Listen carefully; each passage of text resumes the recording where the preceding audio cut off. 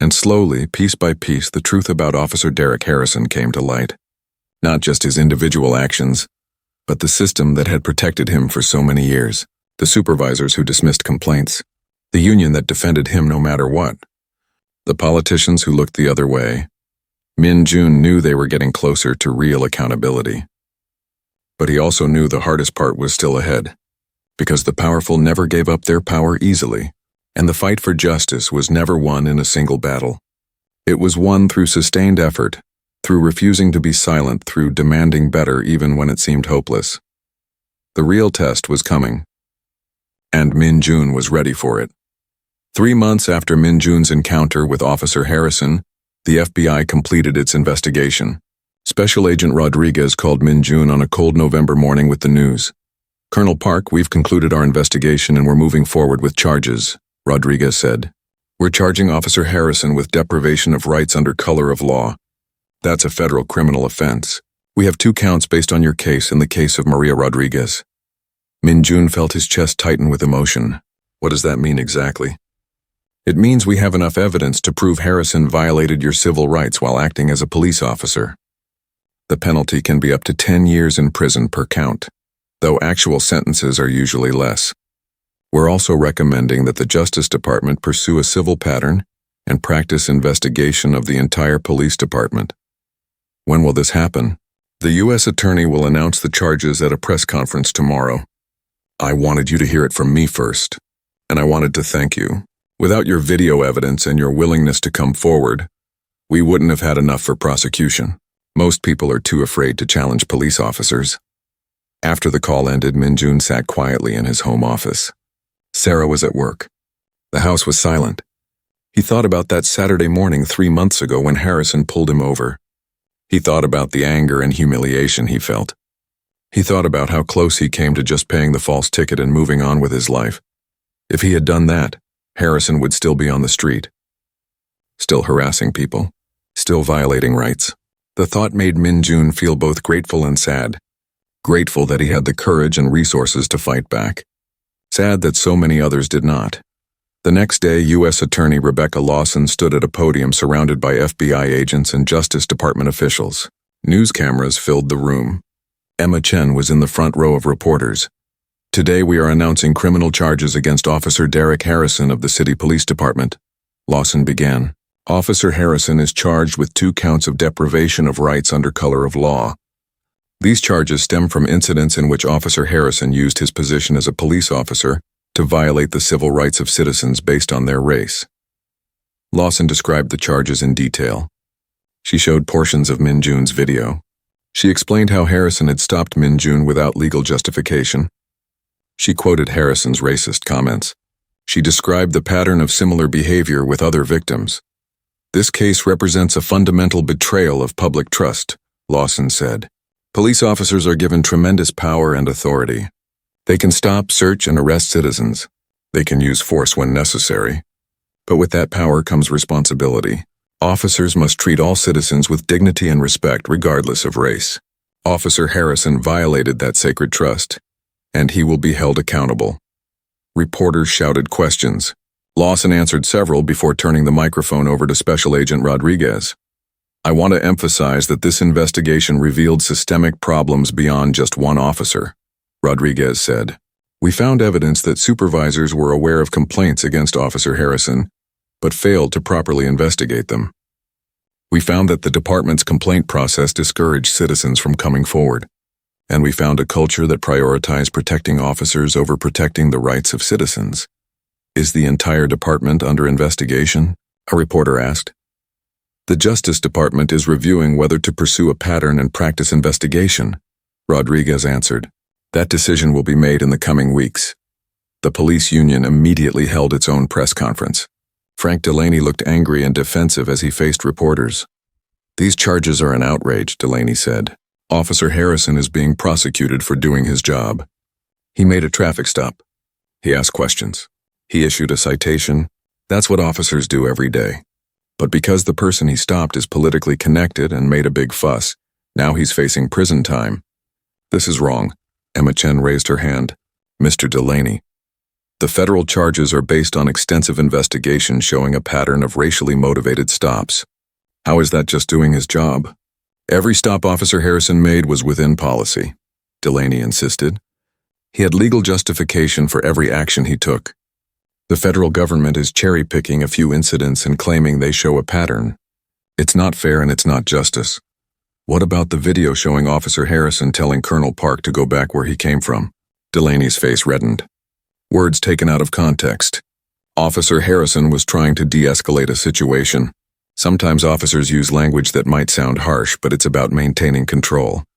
The reporters were not convinced. The press conference ended quickly.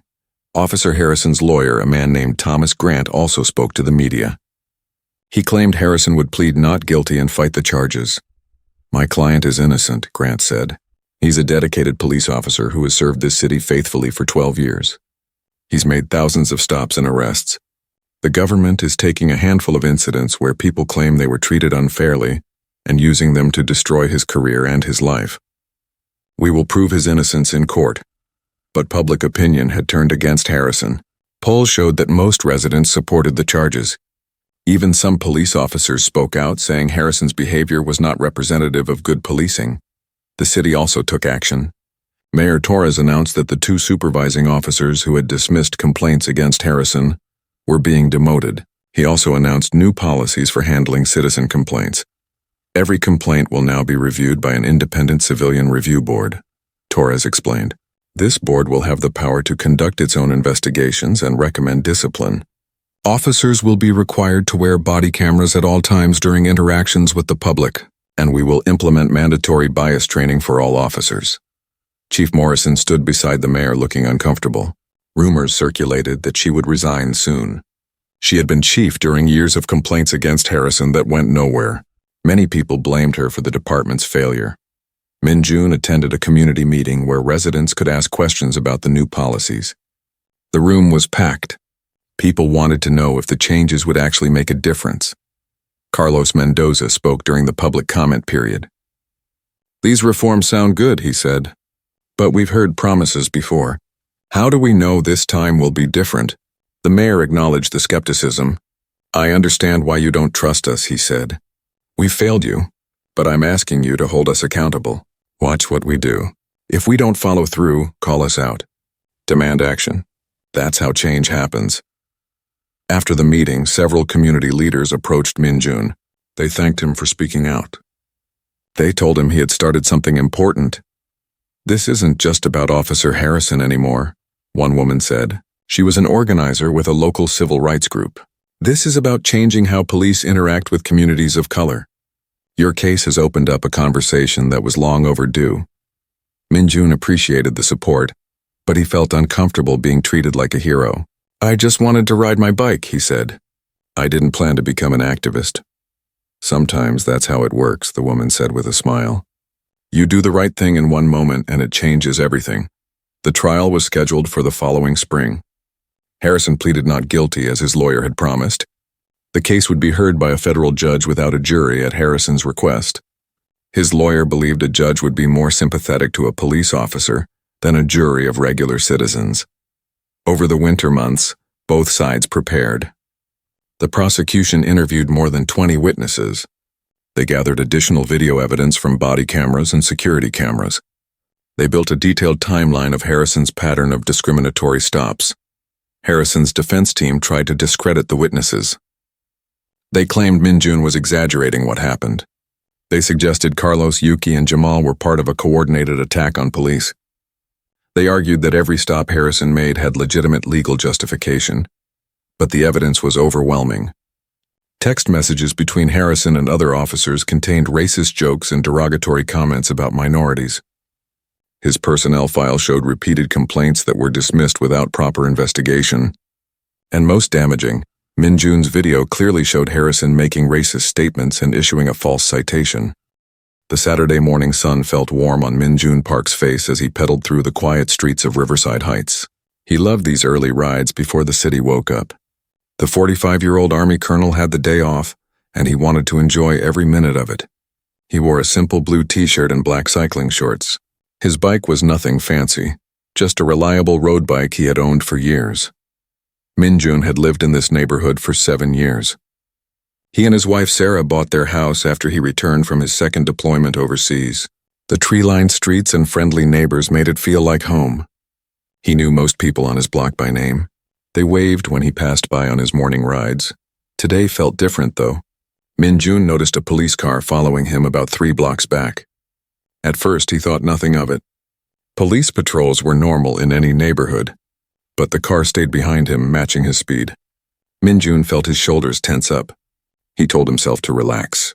He was not doing anything wrong. The police lights flashed behind him. Minjun's heart sank. He pulled over to the sidewalk and stopped his bike. He put one foot down on the ground and waited. The police car parked behind him. A tall white officer got out and walked toward him. The name tag on his uniform read Harrison. License and registration, Officer Derek Harrison said. His voice was hard and cold. He did not say good morning. He did not ask if something was wrong. He just stood there with his hand out. Minjun felt confused. Officer, I'm on a bicycle. I don't need registration for a bike, but I have my driver's license in my pocket. May I reach for it? Slowly, Harrison said. His hand moved to his belt near his gun. Real slowly, Minjun carefully pulled out his wallet. His hands were steady, but his mind was racing. Why was this officer so aggressive? What had he done wrong? He handed over his license. Harrison looked at the license for a long time. Too long. What are you doing in this neighborhood? He asked. I live here, Minjun said calmly. 2 blocks that way. I'm just out for my morning ride. You live here? Harrison's voice dripped with doubt. In Riverside Heights? Yes, sir. For 7 years now. Harrison looked Minjun up and down. His eyes were cold and suspicious. We've had reports of break-ins in this area. Someone fitting your description was seen looking into car windows. Minjun felt anger rise in his chest, but he kept his voice calm. That wasn't me, officer. I've been riding my bike on the main streets. I haven't looked into any cars. Where exactly do you live? Harrison demanded. Maple Street. Number 42. The blue house with the white fence. Uh-huh. Harrison did not sound convinced. And what do you do for work? How can you afford a house in this neighborhood? Minjun felt his jaw tighten. This question had nothing to do with any traffic stop. I'm an Army colonel. I serve at Fort Morrison. For just a second, something flickered in Harrison's eyes, but it was not respect. It looked more like annoyance. Sure you are, he said. You got any proof of that? My military ID is in my wallet, Minjun said. Would you like to see it? No, Harrison said quickly. I don't need to see anything else. But I'm going to need you to explain what you were really doing in this neighborhood, and maybe you should think about going back where you came from. This is a nice area. We don't need trouble here. The words hit Minjun like a punch. He had heard racism before in his life, but never from a police officer. Not like this. Not so open and direct. He took a deep breath. His military training kicked in. Stay calm, document everything. Follow procedure.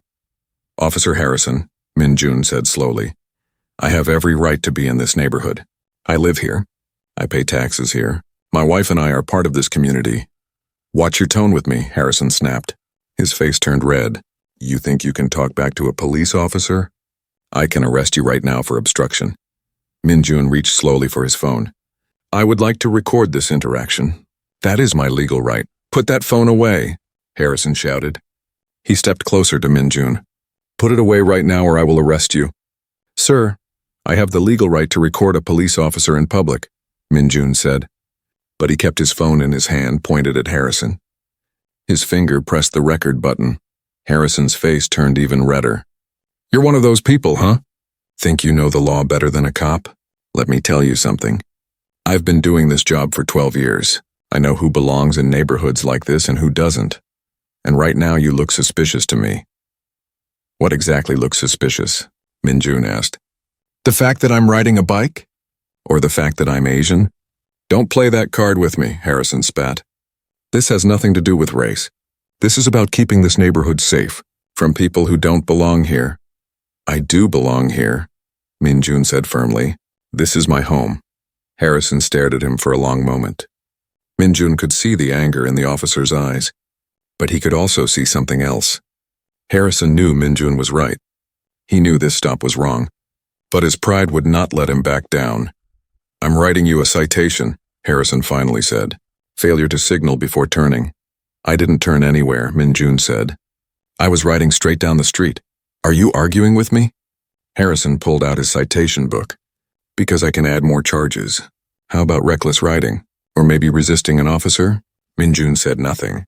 He watched as Harrison wrote the ticket. The officer's handwriting was messy and rushed.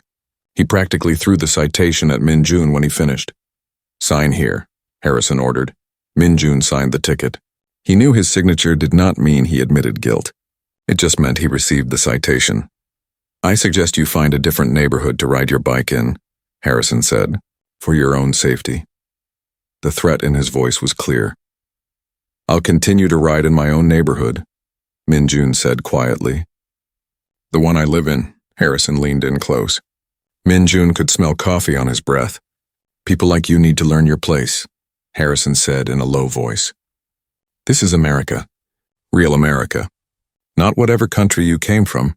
You might have some people fooled with your nice bike and your story about being in the army. But I know better. I can spot trouble when I see it.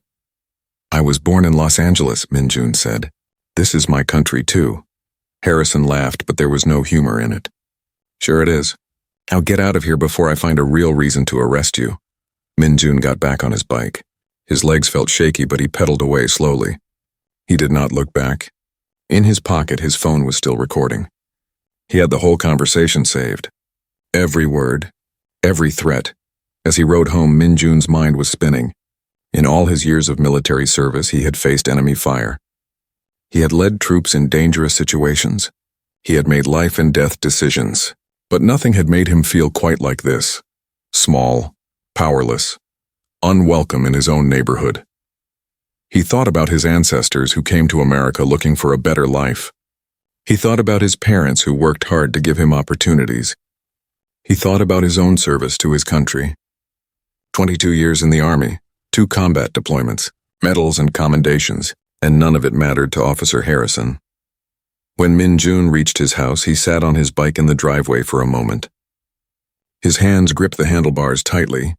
He looked at his blue house with the white fence. His home, he had earned this. He belonged here. But he also knew something else. This was not over. Officer Harrison had made a mistake. He had threatened and bullied the wrong person. Min-jun was not going to let this go. He was not going to be silent. He was going to fight back, not with anger, not with violence, but with truth and justice, the way he had been trained, the way he had lived his entire life. Min-jun pulled out his phone and stopped the recording. Then he went inside to talk to his wife. It was time to take action. Sarah Park was in the kitchen making coffee when Min-jun walked through the door. She looked up and smiled, but her smile faded when she saw his face. After 18 years of marriage, she knew every expression her husband had. This one meant trouble. What happened? She asked, setting down her coffee mug. Min-jun sat at the kitchen table and pulled out his phone. I need you to watch this, he said. In your professional opinion, Sarah was a civil rights attorney. She had spent 15 years fighting discrimination cases. She had seen and heard many terrible things. But as she watched the video of her husband's encounter with Officer Harrison, her face grew darker with each passing minute. When the video ended, Sarah was silent for a moment. Then she replayed it. She watched it again, this time taking notes on her phone. Min-jun sat quietly, letting her work. This is textbook racial profiling, Sarah finally said. Her voice was calm, but Min-jun could hear the anger underneath. Everything about this stop was wrong. He had no legal reason to pull you over. He demanded information he had no right to ask for. And his comments about you going back where you came from? That's harassment based on race. I recorded everything, Min-jun said. I wanted to make sure I had evidence. Good, Sarah nodded. Because we're going to need it. This officer needs to be held accountable. Min-jun reached across the table and took his wife's hand. I know this might get complicated. Are you sure you want to do this? Sarah squeezed his hand. Someone has to stand up to people like this. And if not us, then who? We have the resources. We have the knowledge. And we have the evidence. This is exactly the kind of case I've been fighting my whole career. That Monday morning, Min-jun called the police department's Internal Affairs Division. A woman answered and transferred him to Lieutenant Marcus Webb. The lieutenant's voice sounded bored and tired. Min-jun explained what happened. He described the stop, the racial comments, and the false citation. He mentioned that he had video evidence. Through it all, Lieutenant Webb made small noises but said very little. "So you're saying Officer Harrison was rude to you?" Webb finally said when Min-jun finished. "No," Min-jun said carefully. "I'm saying he racially profiled me, harassed me, and issued a false citation. Those are violations of department policy and my civil rights." "Well, officers sometimes come across as harsh," Webb said. "It's a stressful job. Maybe you misunderstood his intentions." Min-jun felt his jaw tighten. "Lieutenant Webb, I have this conversation recorded. There's no misunderstanding. The officer told me to go back where I came from. He said people like me don't belong in this neighborhood." "I'll need you to file a formal written complaint," Webb said. "Email it to Internal Affairs. Include any evidence you have. We'll look into it." "How long does an investigation usually take?" Min-jun asked. "Depends on the complexity. Could be a few weeks. Could be a few months." Webb's tone suggested he did not think this was particularly important. "And what happens to Officer Harrison while you investigate?" "That's department business," Webb said. "We'll handle it according to our procedures." After the call ended, Min-jun sat back in his chair. He felt frustrated but not surprised. Sarah had warned him that police departments often protected their own officers, but he had hoped for better. Sarah helped him write a detailed complaint that evening. They included timestamps from the video, descriptions of every violation, and copies of relevant laws. The complaint was 10 pages long by the time they finished. The next day, Min-jun decided to reach out to his neighbors. He posted in the neighborhood social media group. He did not mention names or details. He just asked if anyone else had experienced unusual police stops in the area recently. The responses shocked him. Within 2 hours, 30 people had commented. About half said they had never had problems with police in the neighborhood, but the other half had different stories. A man named Carlos Mendoza sent Min-jun a private message. Carlos explained that he was a pediatric surgeon who lived 4 blocks away. 3 months ago, Officer Harrison had stopped him while he was walking his dog at night. Harrison demanded to know what Carlos was doing in the neighborhood. He asked if Carlos had drugs on him. He searched Carlos even though he had no legal reason to do so. "I filed a complaint," Carlos wrote. "Nothing happened. They said the stop was within policy." Min-jun asked if Carlos would be willing to talk on the phone. Carlos called him that evening. As they talked, Min-jun realized their experiences were almost identical. The same officer, the same racial comments, the same threats. "Did you record it?" Min-jun asked. "No," Carlos said sadly. "I wish I had. But I was too scared. Harrison had his hand on his gun the whole time. I just wanted to get home safely to my family." Over the next few days, Min-jun connected with 2 more people. Yuki Tanaka was a software engineer who had been stopped by Harrison while jogging. Jamal Richardson was an investment banker who Harrison had pulled over for supposedly having a broken taillight that was not actually broken. All 4 men had similar stories. All 4 were successful professionals. All 4 were people of color. And all 4 had been harassed by the same officer. They decided to meet at Min-jun's house that Saturday. Sarah joined them. She listened to each story carefully, taking notes. "This is a pattern," Sarah said when everyone had finished talking. "One incident might be dismissed as a misunderstanding, but 4 separate incidents with the same officer? That shows systematic behavior. What can we do?" Yuki asked. He was a quiet man in his 30s. "I filed a complaint. Nothing happened. They just ignored it. We file together," Sarah explained. "We show that this isn't about one person having a bad experience. This is about an officer who targets people based on race. That's a civil rights violation. It's federal law." "Will that actually work?" Jamal asked. He sounded doubtful. "Police departments protect their own. Everyone knows that. Sometimes they do," Sarah admitted. "But we have advantages here. We have video evidence. We have multiple witnesses. And we have the resources to fight this properly. Most importantly, we have truth on our side."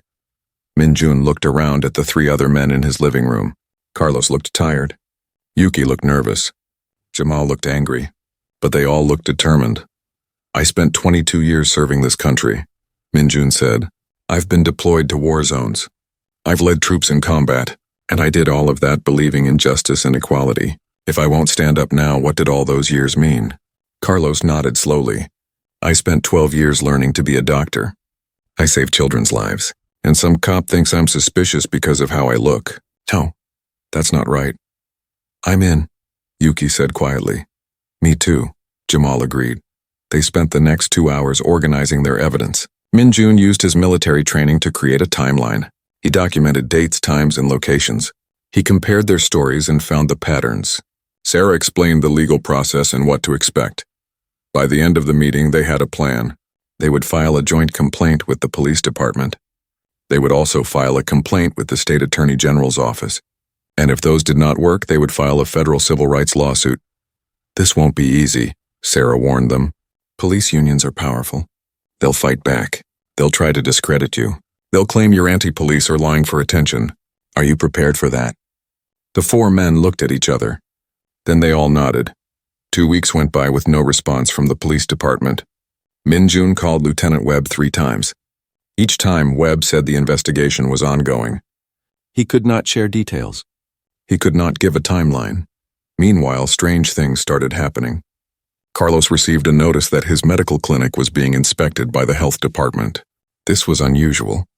The clinic had been inspected just 6 months earlier and passed with no problems.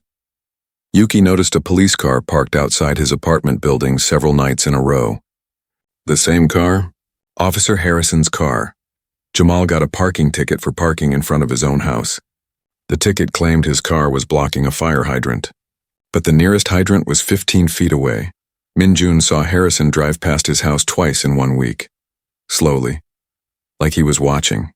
He's retaliating, Sarah said when Minjun told her. That's illegal, but it's also common. He's trying to intimidate you. To make you drop the complaint. It's not going to work, Minjun said. But he felt worried. Not for himself, but for the other men who had joined him. They had families. They had careers. They were putting themselves at risk. Minjun decided it was time to escalate. He requested a meeting with the police chief. Her name was Catherine Morrison, and she had been with the department for 25 years. The meeting was scheduled for Friday afternoon at police headquarters. Minjun arrived 15 minutes early wearing his army uniform. Sarah came with him, carrying a folder full of documents. Chief Morrison's office was large and neat. Photos of her shaking hands with politicians covered one wall.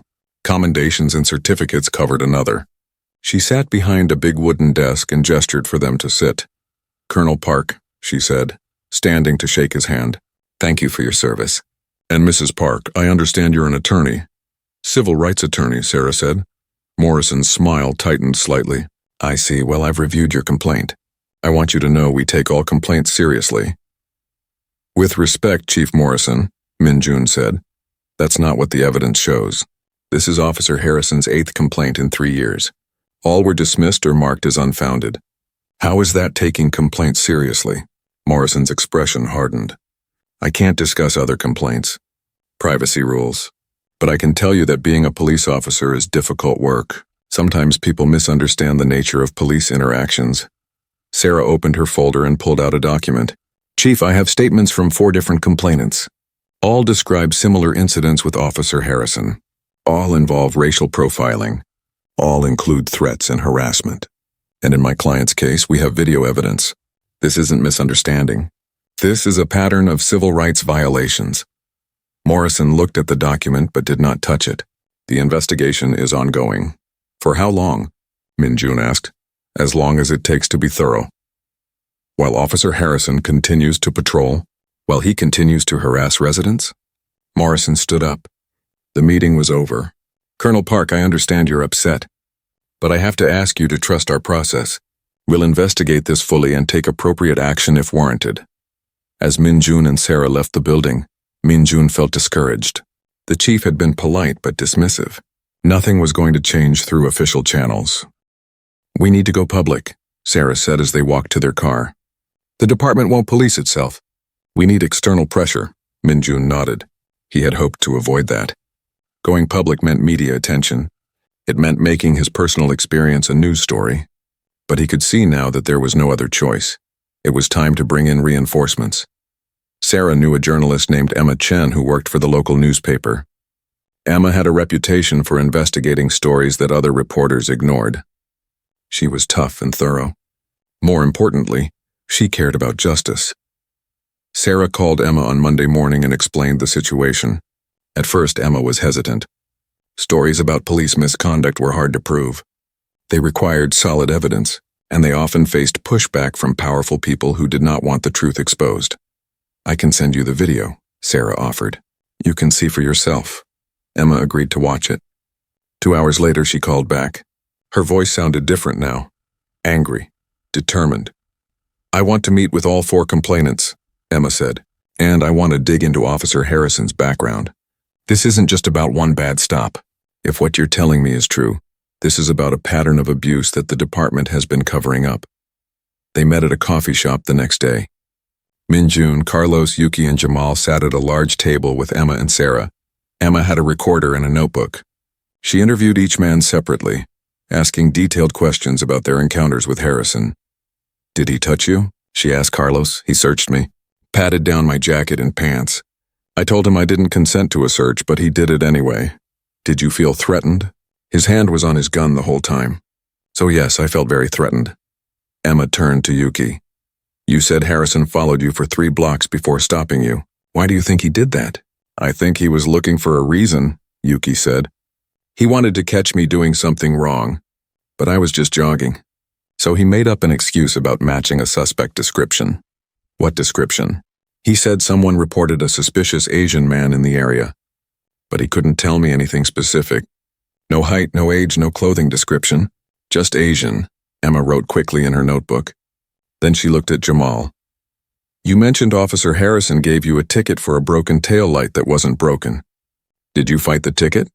"No," Jamal admitted. "It was easier to just pay it. $50. I didn't think it was worth the hassle of going to court." "That's exactly what they count on," Emma said. "People paying unjust fines because fighting back costs more time and money. It's a form of harassment that works because it stays small and invisible." Finally, Emma turned to Minjun. "You're an Army colonel. You've been trained in how to handle stressful situations. Why did this encounter shake you up so badly?" Minjun thought for a moment. "Because it wasn't about what I did or who I am.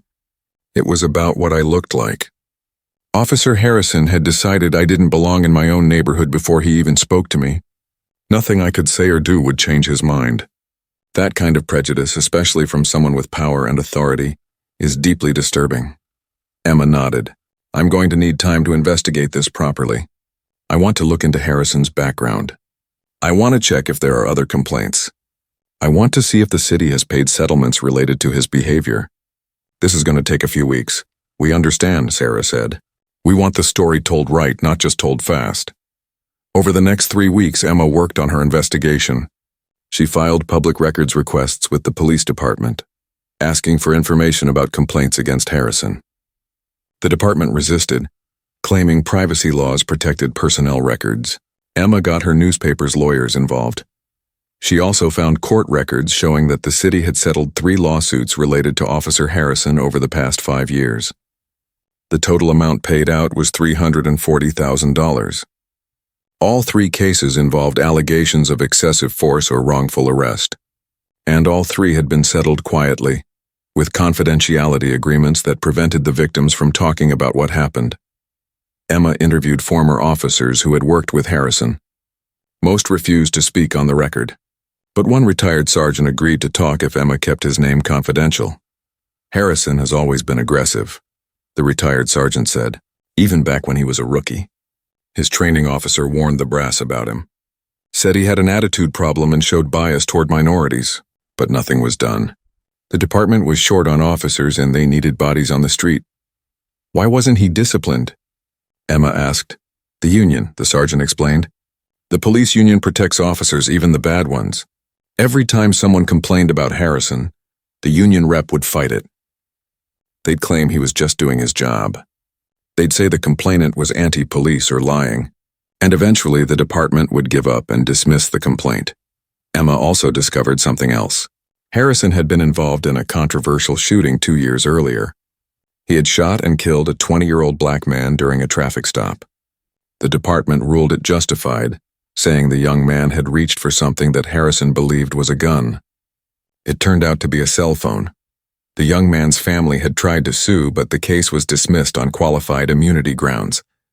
The judge ruled that Harrison's fear was reasonable, even though no weapon was found. When Emma had gathered all her evidence, she wrote a long article. She sent a draft to Min-jun and Sarah to review. They read it carefully, checking every fact. The article was published on a Sunday morning. The headline read, "Officer with pattern of complaints continues to patrol despite multiple allegations of racial profiling." The story went viral immediately.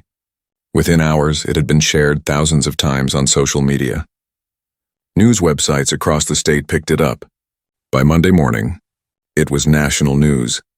The police department issued a statement saying they were conducting a thorough investigation and that they take all complaints seriously.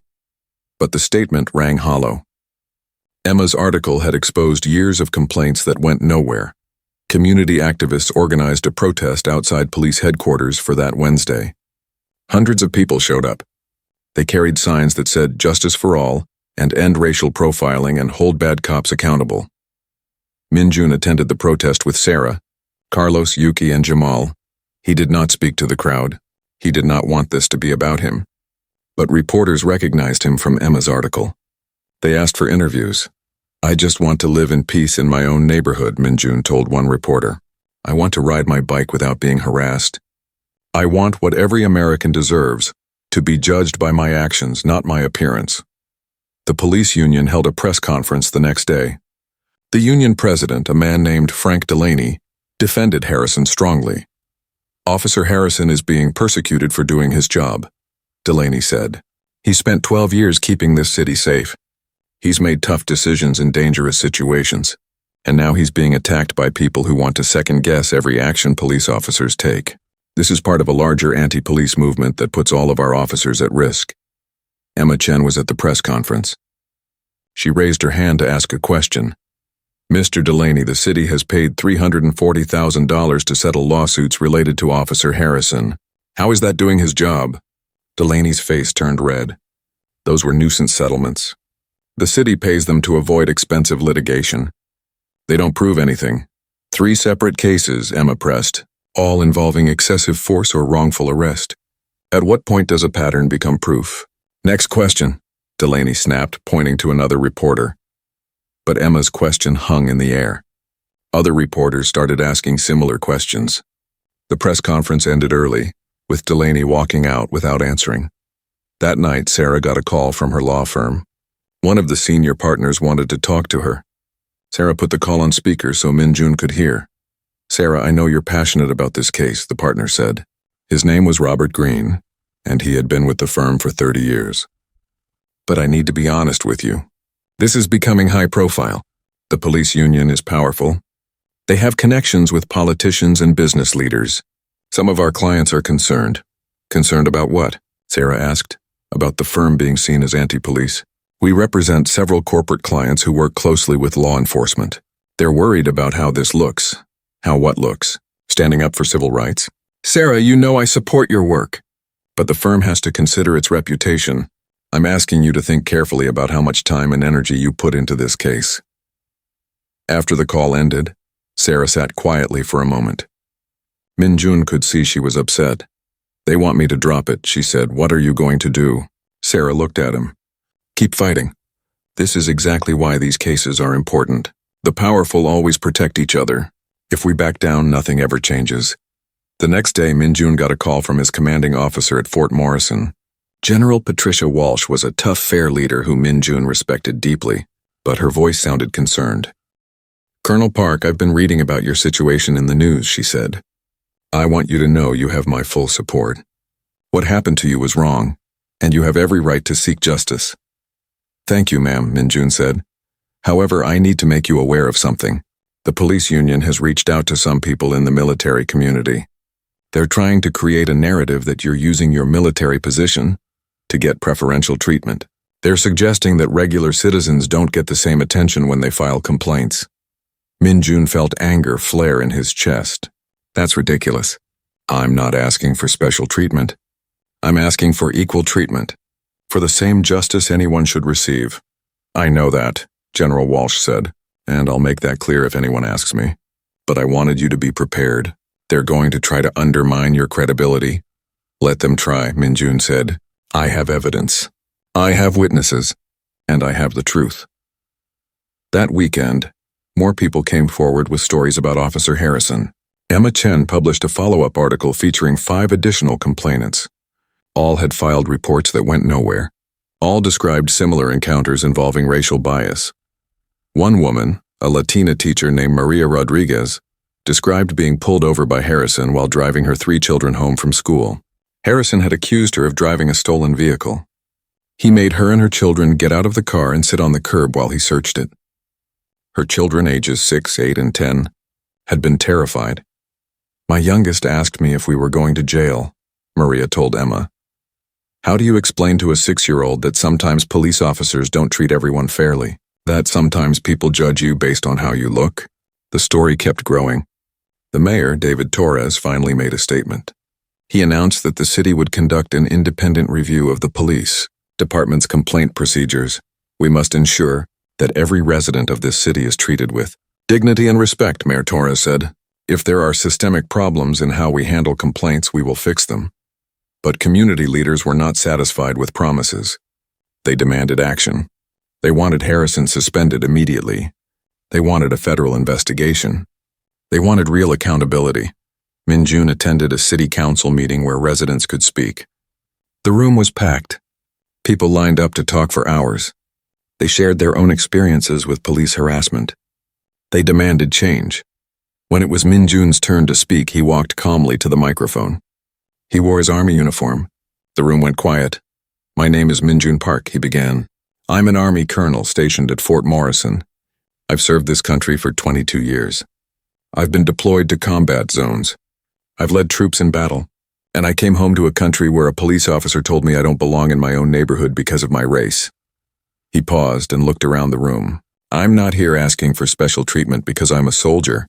I'm here because every person in this city deserves to be treated fairly by the police. Every person deserves to walk down the street, drive their car, or ride their bike without fear of harassment. That's not a special privilege. That's a basic right. The room erupted in applause. Min Jun stepped away from the microphone and sat down. Sarah squeezed his hand.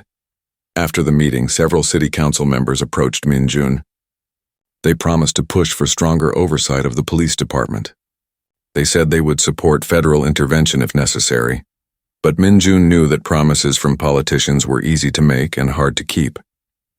Real change would require sustained pressure and continued attention, and that meant this fight was far from over.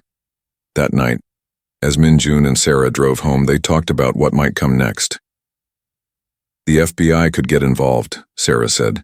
If there's evidence of civil rights violations, they have jurisdiction. Do you think they will? With this much publicity? I think they have to at least look into it. Min Jun nodded. He felt tired. This fight had consumed his life for weeks now. But he also felt determined. Too many people had been harassed by Harrison. Too many complaints had been ignored. It was time for real accountability, no matter how long it took.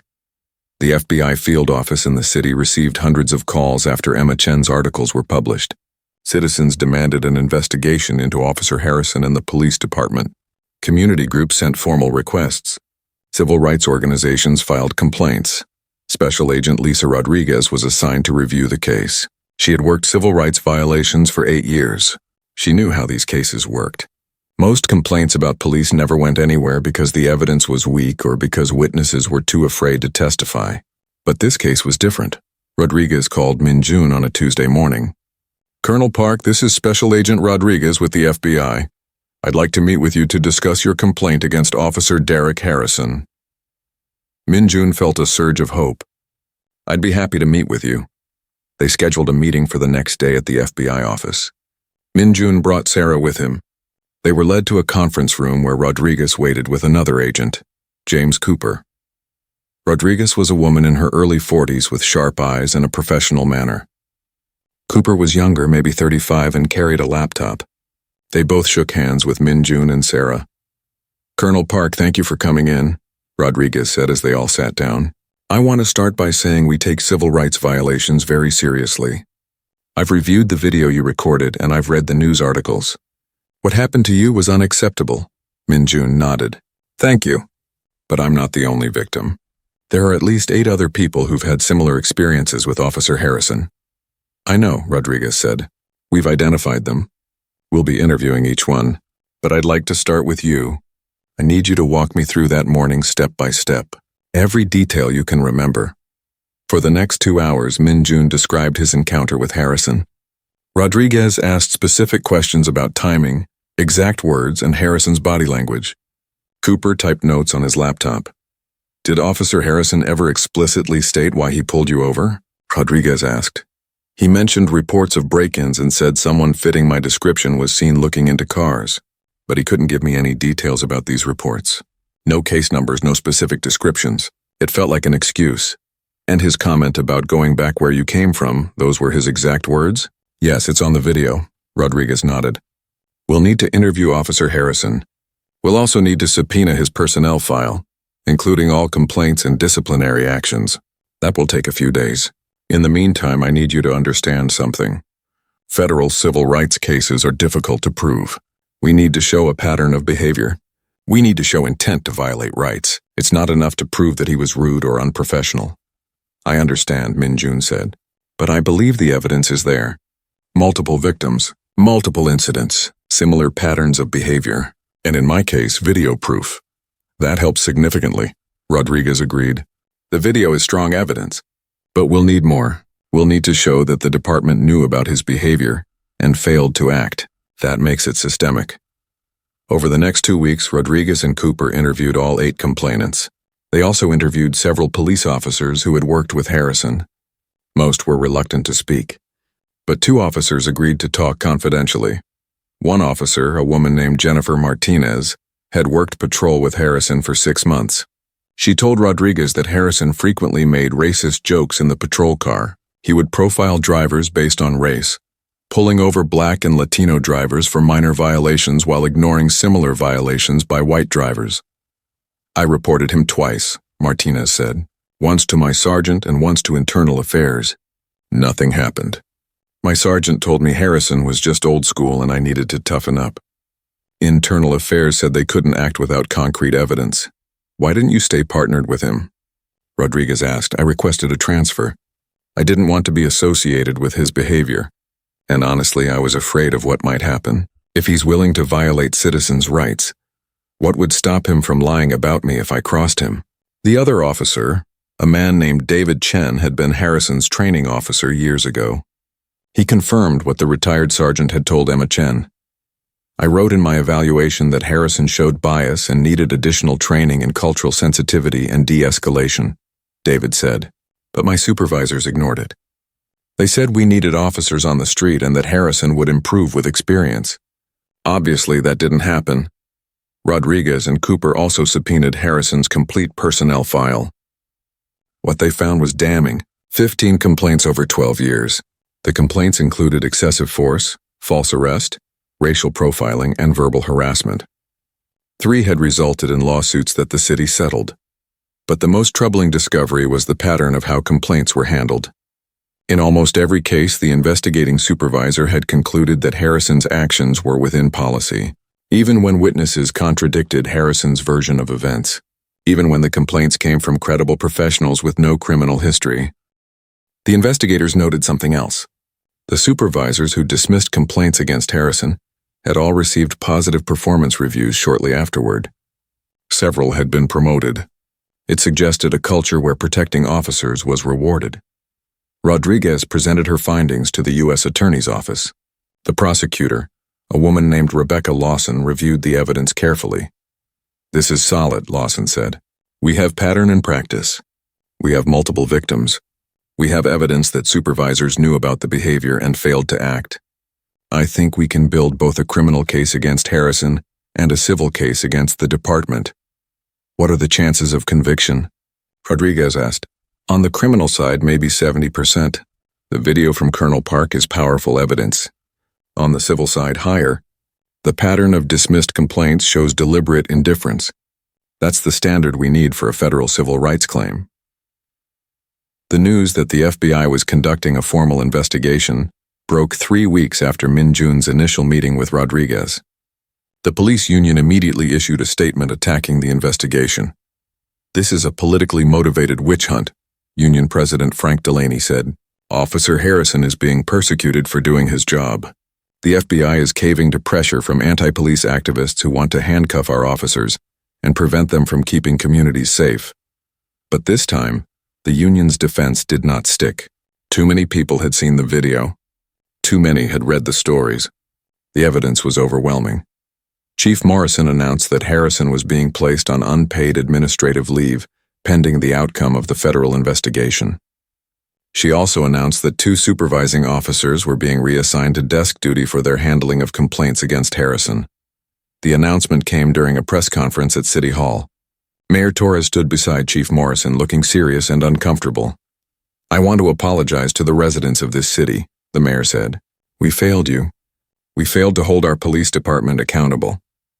We failed to protect citizens from an officer who should never have been on the street." That ends today. Reporters shouted questions. Emma Chen was in the front row. "Mayor Torres, why did it take a viral video and national attention for the city to act? Why weren't the previous complaints taken seriously?" Torres looked pained. "That's a fair question, and it's one we're going to answer through a comprehensive review of our complaint process. We're bringing in an independent firm to audit the department and recommend reforms." "What about Officer Harrison's supervisors?" another reporter asked. "Will they face disciplinary action?" "That's under review," Chief Morrison answered. "But I want to be clear. Any officer or supervisor who violates policy will be held accountable." Min Jun watched the press conference from home. He felt some satisfaction seeing the officials squirm, but he also felt skeptical. He had heard promises before. Sarah sat beside him on the couch.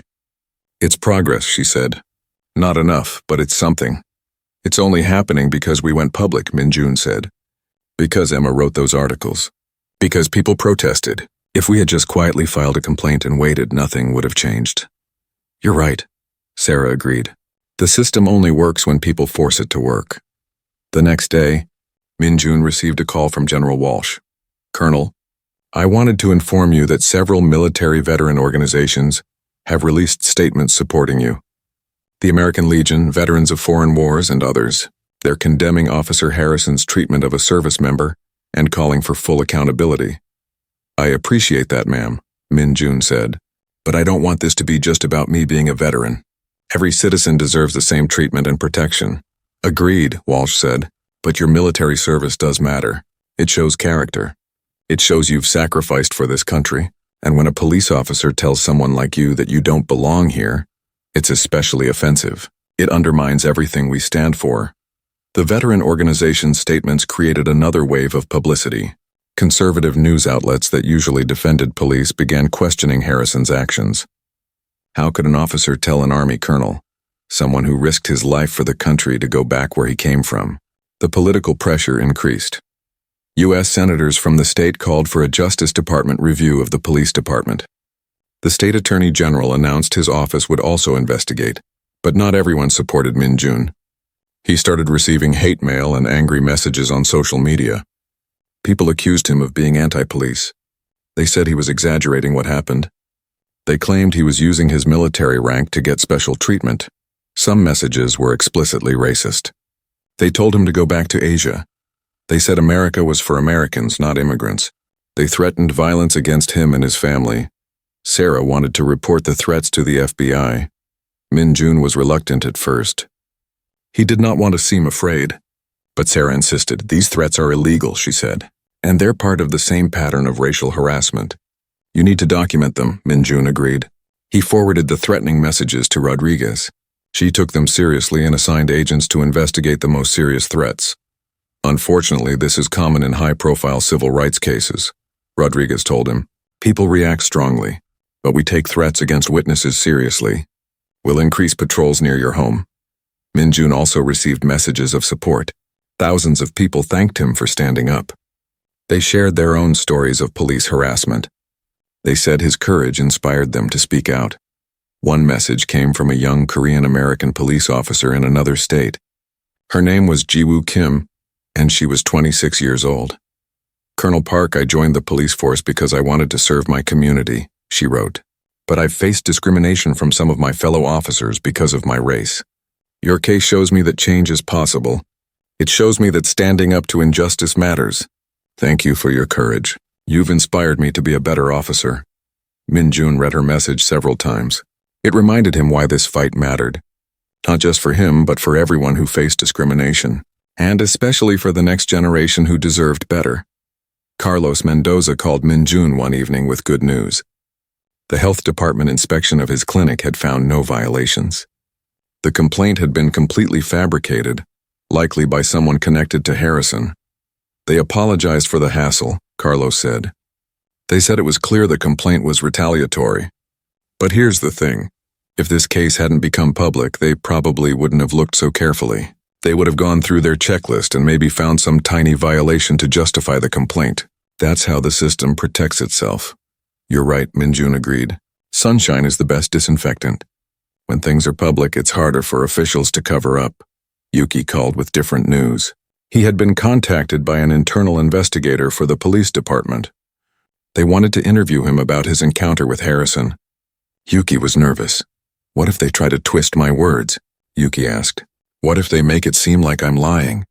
Tell the truth, Min-jun advised. Stick to the facts. Don't speculate or exaggerate. And if Sarah can, maybe she should be there with you. Sarah agreed to accompany Yuki to his interview. She took detailed notes and made sure the investigator asked fair questions. The interview lasted 90 minutes. How did it go? Min-jun asked when Sarah returned. Better than expected, Sarah said. The investigator seemed genuinely interested in the truth. I think the FBI investigation has scared the department. They know they need to take this seriously now. Jamal Richardson had a different experience. His employer, a large investment bank, called him into a meeting with human resources. They told him they had received complaints from clients about his controversial public statements. What public statements? Jamal asked. Your accusations against the police, the HR director said. Some of our clients are concerned that the bank is associated with anti-police rhetoric. I'm not anti-police, Jamal said carefully. I'm anti-police misconduct. There's a difference. We're not asking you to drop your complaint, the HR director said, but we are asking you to be mindful of how your public profile reflects on the firm. Jamal was furious. He called Min-jun afterward. They're trying to silence me. Not directly, but the message is clear. They want me to shut up or risk my job. That's illegal, Min-jun said. They can't retaliate against you for exercising your civil rights. Maybe not legally, Jamal said, but they can make my life difficult. They can pass me over for promotions. They can give me bad assignments. They have ways of pushing people out. Don't back down, Min-jun urged. Document everything they say. If they retaliate, Sarah can help you file a complaint. But Min-jun understood Jamal's fear. Not everyone had the job security or resources to fight back. That was exactly what powerful institutions counted on. They counted on people being too afraid to speak up. As the weeks passed, the pressure on the police department continued to mount. The independent audit firm began its review. The FBI investigation expanded. More complainants came forward. Sarah helped prepare Min-jun for his testimony. They practiced for hours. She asked him tough questions that the defense lawyer might ask. She taught him to stay calm and stick to facts. They're going to try to make you angry, Sarah warned. They'll suggest you're lying or using your military rank to get special treatment. Don't take the bait. Just tell the truth clearly and calmly. Min-jun also received support from his military colleagues. General Walsh wrote a letter to the court describing Min-jun's character and service record. Other officers he had served with offered to testify on his behalf if needed, but Min-jun worried about the other witnesses. Carlos and Yuki had never testified in court before. They were nervous. Jamal was dealing with subtle retaliation at work and was stressed. Min-jun organized regular meetings with the three other men. They supported each other. They reminded themselves why this mattered. I keep thinking about my kids, Carlos said at one meeting. I want them to grow up in a world where they're not judged by their skin color, where they can trust police to protect them, not harass them. If we don't stand up now, nothing changes for them. The trial began on a rainy morning in March. The federal courthouse was surrounded by protesters. Some supported Harrison, holding signs that said, "Back the blue and stop anti-police persecution." But more supported the prosecution, with signs reading "Justice for all" and "End racial profiling." Min-jun arrived in his army uniform. Sarah walked beside him, carrying a briefcase full of documents. They pushed through the crowd and entered the courthouse. The courtroom was large and formal. Judge Michael Chen, an Asian American judge appointed 10 years earlier, presided. He had a reputation for being fair but tough.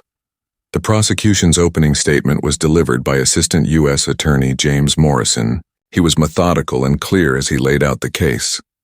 Your Honor, the evidence will show that Officer Derek Harrison engaged in a pattern of racially motivated stops over multiple years, Morrison began. He targeted people of color, particularly Asian, Latino, and Black residents, for stops that had no legal justification. He used his authority as a police officer to harass and intimidate citizens based on their race, and when those citizens complained, the police department protected him rather than holding him accountable. Harrison's lawyer, Thomas Grant, gave a different opening statement. Your Honor, Officer Harrison is a dedicated public servant who made difficult decisions in challenging situations. Every stop he made was legally justified. Every action he took was within policy. The prosecution is trying to criminalize good police work because some people didn't like how they were treated. This is not a civil rights case. This is a case of Monday morning quarterbacking by people who don't understand the realities of police work. The first witness was Min Jun. He walked to the witness stand and was sworn in. His hand was steady as he raised it. Morrison asked him to describe what happened that Saturday morning.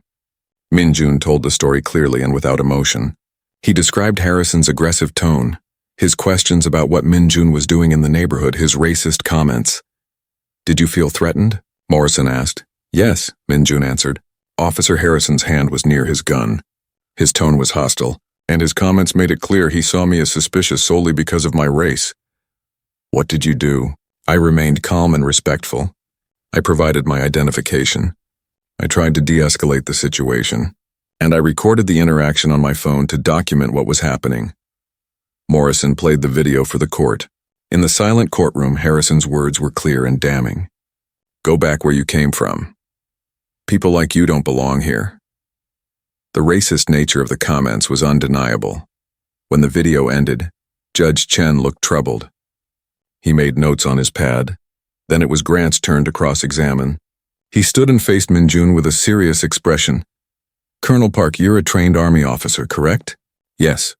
You've been trained in how to handle confrontations? Yes. So you knew how to manipulate this situation to make Officer Harrison look bad, didn't you? Min Jun remained calm. No. I recorded the interaction to document what was happening. I didn't manipulate anything. Officer Harrison's words and actions speak for themselves, but you admit you were recording him? Yes, that's my legal right. And you knew that recording him might provoke a reaction? I was already being harassed before I started recording. I recorded to protect myself. Grant tried several other angles. He suggested Min Jun had been riding his bike recklessly. He implied Min Jun had been hostile toward Harrison. He questioned whether Min Jun's memory of the event was accurate, but Min Jun answered each question calmly and clearly. He never got angry. He never contradicted himself. And he kept pointing back to the video evidence. After 2 hours of testimony, Min Jun stepped down. Sarah gave him an encouraging nod as he returned to his seat. The next witnesses were Carlos, Yuki, and Jamal. Each described their encounters with Harrison. Each told stories that were remarkably similar to Min Jun's experience. The pattern was clear and consistent. Harrison's lawyer tried to discredit each witness. He suggested they had coordinated their stories. He questioned why they had not reported the incidents immediately. He argued that their memories had been influenced by media coverage. But the witnesses held firm. They had written statements from shortly after their incidents. They had emails and text messages describing what happened, and their stories matched too closely to be fabricated. The trial lasted 3 weeks. The prosecution presented witness after witness who had been stopped by Officer Harrison. Each told a similar story of racial profiling and harassment. Former police officers testified about the department's failure to investigate complaints. Internal affairs documents showed a pattern of dismissed complaints spanning years. The most damaging testimony came from Officer Jennifer Martinez, who had worked with Harrison. She described his racist comments and his deliberate targeting of minority drivers. She explained how she had reported him multiple times with no result. I felt powerless, Martinez testified. I knew what he was doing was wrong. But the department didn't care. They told me to mind my own business. They made it clear that officers who complained about other officers would face consequences. What kind of consequences? Morrison asked. Bad assignments. No backup when you needed it. Being labeled as disloyal. In police culture, you protect your fellow officers no matter what. If you break that rule, you become an outsider. Harrison's defense focused on procedure. His lawyer argued that every stop had legal justification. He brought in expert witnesses who claimed Harrison had followed department policy. He tried to reframe the case as being about whether officers could do their jobs without being second-guessed, but the evidence of racial bias was too strong. The text messages. The pattern of stops targeting people of color. The racist comments captured on video. Grant could not explain away the clear evidence of discrimination. Harrison himself testified in his own defense. He was calm and professional on the stand. He denied any racial bias. He claimed his stops were based on legitimate law enforcement concerns, not race. I stop people who look suspicious, Harrison said. That's my job. Sometimes those people happen to be minorities, but that's not because I'm racist. It's because I'm responding to crime patterns in certain neighborhoods. Morrison cross-examined him aggressively. Officer Harrison, you told Colonel Park to go back where he came from. How is that comment related to legitimate law enforcement? I was trying to de-escalate the situation. Sometimes you use language that gets people's attention. By telling an American citizen, an Army colonel who has served this country for over 20 years, that he doesn't belong here, Harrison shifted in his seat.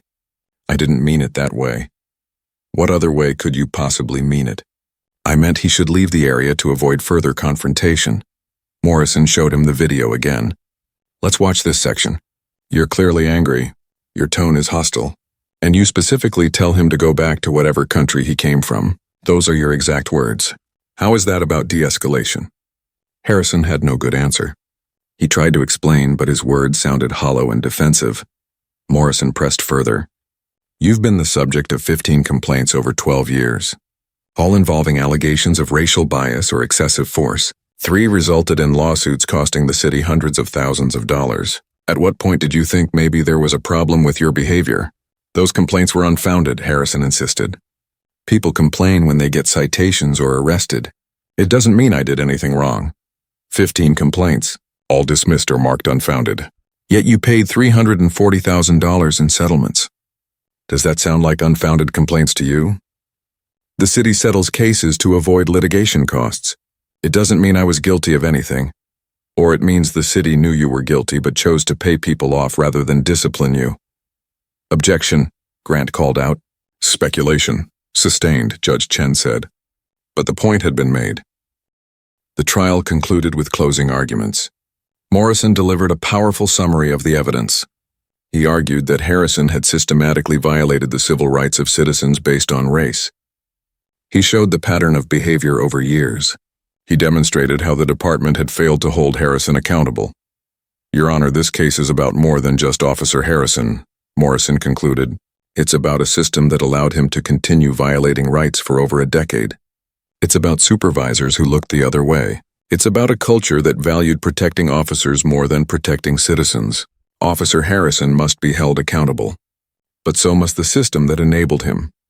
Grant's closing argument tried to generate sympathy for Harrison. He portrayed him as a hard-working officer being persecuted for doing a difficult job. He argued that police officers had to make split-second decisions in dangerous situations and should not be judged harshly in hindsight. Your Honor, Officer Harrison has dedicated 12 years of his life to keeping this city safe, Grant said. He's made thousands of stops and arrests. He's faced dangerous situations. And now his career and his freedom are at stake because a few people didn't like how they were treated during routine stops. This is not justice. This is an attack on law enforcement. Judge Chen took 2 weeks to reach his decision. During that time, Min Jun tried to return to normal life. He went to work at Fort Morrison. He went on his morning bike rides, though he noticed he felt anxious every time he saw a police car. Sarah continued her work as a civil rights attorney. The case had raised her profile significantly. Other victims of police misconduct were reaching out to her for help. She was building what she hoped would be a systematic approach to holding officers accountable. Finally, the day came for Judge Chen to announce his verdict. The courtroom was packed again. Min Jun sat in the front row with Sarah, Carlos, Yuki, and Jamal. Judge Chen entered and everyone stood. He sat behind his bench and looked out at the crowded room. His expression was serious. I have reviewed all the evidence presented during this trial, Judge Chen began. I have considered the testimony of more than 30 witnesses. I have watched video evidence. I have read text messages and personnel files. And I have thought carefully about the law and what it requires. He paused and looked directly at Harrison, who sat at the defense table. Officer Derek Harrison, I find you guilty on both counts of deprivation of rights under color of law. The courtroom erupted. Some people cheered. Others gasped. Harrison's face went pale. His lawyer put a hand on his shoulder. Judge Chen banged his gavel. Order! I will have order in this courtroom. When the room quieted, he continued. The evidence in this case is overwhelming. Officer Harrison engaged in a pattern of racially motivated stops over multiple years. He targeted citizens based on their race.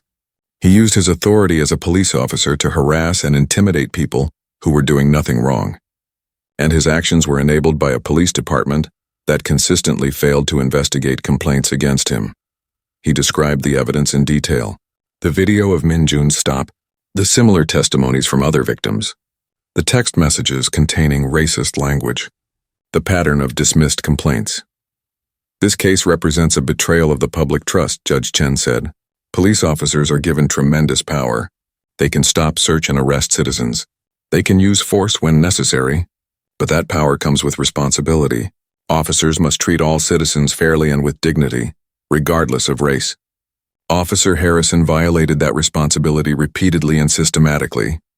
Harrison sat motionless at the defense table. His lawyer whispered something to him, but he did not respond. Judge Chen scheduled sentencing for 6 weeks later. Harrison was released on bail pending sentencing, but his passport was confiscated and he was ordered to wear an ankle monitor. Outside the courthouse, Min Jun faced a crowd of reporters. He made a brief statement. This verdict is not just about me or Officer Harrison, Min Jun said.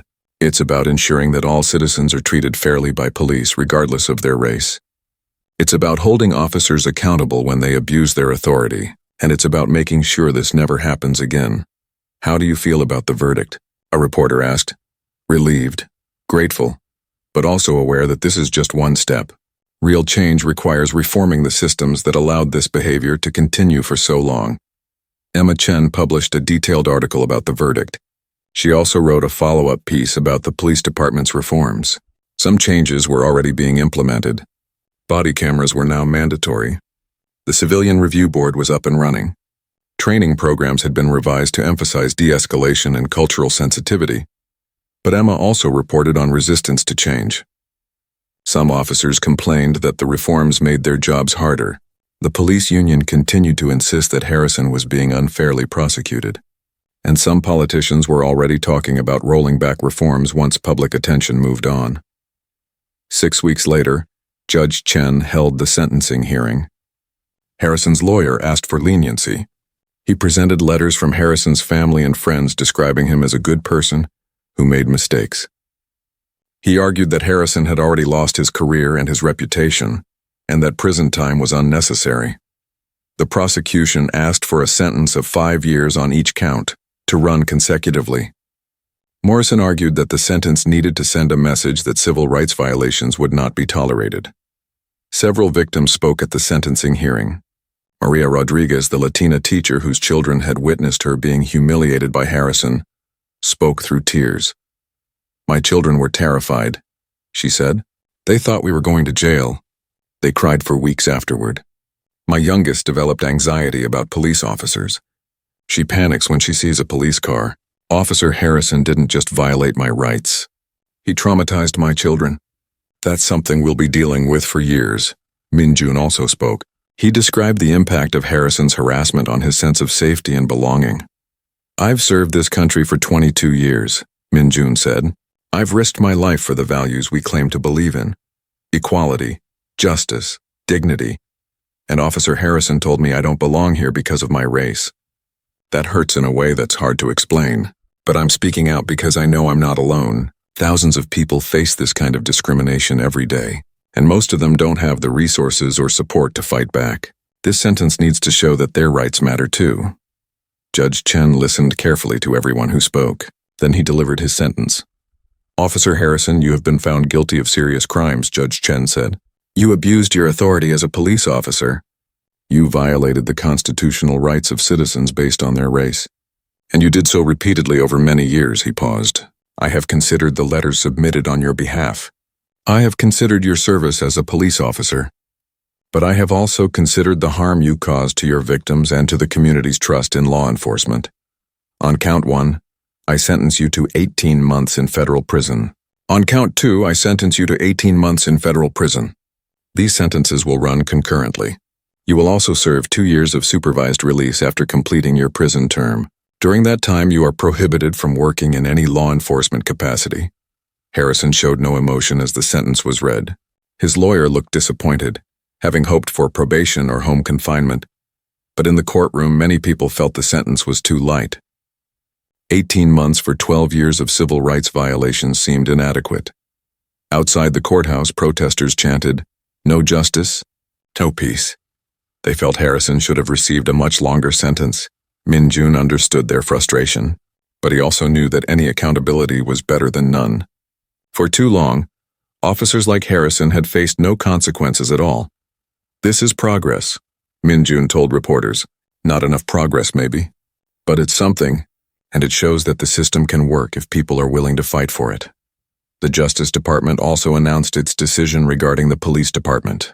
They would pursue a pattern and practice investigation. This meant a comprehensive review of department policies, training, and accountability measures. If the investigation found systemic problems, the Justice Department could impose a consent decree. This would require the department to implement specific reforms under federal oversight. Such decrees typically lasted several years and gave the federal government significant control over department operations. Chief Morrison resigned the day after the sentence was announced. In her resignation letter, she acknowledged failures in the department's leadership. "We did not do enough to address complaints against Officer Harrison," she wrote. "We did not create an environment where officers felt they could report misconduct without retaliation. We prioritized protecting the department's reputation over protecting citizens' rights. Those failures are ultimately my responsibility." The city appointed an interim chief and began a national search for a permanent replacement. The job description emphasized the need for a reformer who could rebuild community trust. Mayor Torres also announced a settlement with Min-jun, Carlos, Yuki, and Jamal. The total amount was not disclosed, but it included provisions requiring the city to implement specific reforms. The settlement also established a fund to support civil rights. Litigation for people who could not afford. Attorneys. Min-jun used his portion of the settlement to establish a scholarship program for students interested in civil rights law. He wanted to support the next generation of advocates who would continue the fight for equality. Life slowly returned to normal for Min-jun and Sarah. He continued his morning bike rides, though he remained vigilant. Sarah continued her civil rights work, now with even more clients seeking her help. They stayed in touch with Carlos, Yuki, and Jamal. The 4 men had formed a bond through their shared experience. They met quarterly to monitor the police department's implementation of reforms. One Saturday morning, about a year after his initial encounter with Harrison, Min-jun was on his usual bike route when a police car pulled up beside him. His heart rate jumped, but the officer just waved and smiled. "Good morning, Colonel Park," the officer called out. "Beautiful day for a ride." Min-jun recognized the officer. It was a young woman named Ji-woo Kim. She was the Korean-American officer who had written to him during the trial, saying his case had inspired her. "Officer Kim," Min-jun said, stopping his bike. "Good to see you." "I just wanted to say thank you again," Ji-woo said. "Because of what you did, things are changing. The department is different now. Better training, better accountability. We actually talk about bias and de-escalation. It's not perfect, but it's improving." "That's good to hear," Min-jun said. "And I wanted you to know that there are officers like me who want to do this job right, who want to serve everyone fairly. Your case reminded us why we joined the force in the first place." After Ji-woo drove away, Min-jun continued his ride. He thought about everything that had happened over the past year. The harassment, the investigation, the trial, the verdict. It had been exhausting and difficult. There were times when he wanted to give up, times when the fight seemed hopeless. But he had persisted and it had made a difference, not just for him but for everyone who had been harassed by Harrison. and for everyone who would be protected by the new policies and accountability measures, and for young officers like Jiwoo who were trying to change policing from within. Real change was slow and incomplete. The problems in policing ran deep. One verdict would not fix everything, but it was a step forward, and sometimes that was enough. Min-jun thought about something his father had told him years ago. Progress is not a single moment. It's 10,000 small moments where people choose to do the right thing even when it's hard. As he pedaled through his neighborhood, past the houses he had come to know so well, Min-jun felt something he had not felt in a long time. He felt safe. He felt like he belonged, he was home, and he had earned his place here, not just by buying a house or serving in the military, but by standing up for justice, by refusing to be silent, by demanding that the principles America claimed to believe in actually mean something. The sun was warm on his face. The street was quiet, and for the first time in a year, Min-jun could just enjoy his morning ride without fear. He still had work to do. The fight for equality and justice never really ended. There would be other officers like Harrison, other departments that needed reform, other people who needed someone to stand with them. But today, on this beautiful Saturday morning, Min-jun Park was just a man on a bike, riding through his neighborhood, enjoying the simple freedom that everyone deserved but not everyone had. He had fought for that freedom, and he had won, not just for himself but for everyone who came after him. That was his real victory. That was what made all the struggle worthwhile. As he turned onto his street and saw his house with the blue paint and white fence, Min-jun smiled. He was home, and no one could tell him he did not belong here, not anymore.